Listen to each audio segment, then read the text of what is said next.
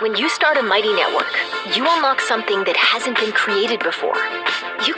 Another great example of how this capitalist society succeeded in popularizing industrialization for one's loss and another one's gain is America's most highly favored board game called Monopoly. On January 5th, 1904, a board game called the Landlord's Game was patented under inventor Lizzie J. Magie, also known as Elizabeth Magie Phillips, who was the hidden figure behind the idea of the Monopoly board game. As you may recall, that each time this game is played with your family or friends, things will take a turn for the worst near the conclusion of the game.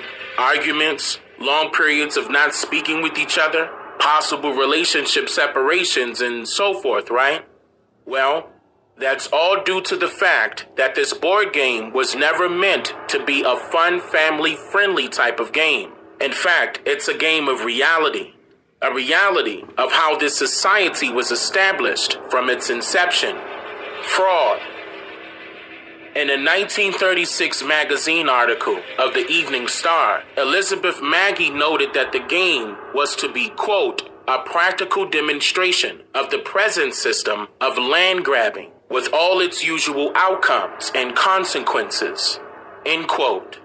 Author Ruth Hall wrote that the term land grabbing, quote, obscures vast differences in the legality, structure, and outcomes of commercial land deals, and deflects attention from the roles of domestic elites and governments as partners, intermediaries, and beneficiaries.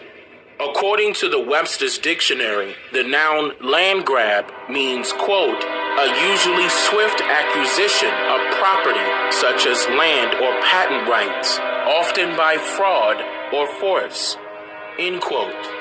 This is not just some simple board game, as it does, however, expose the duplicities of a federal currency system and the malevolent implications of capital accumulation by taking land and building an empire from the labors of those who were cheated. Our ancestors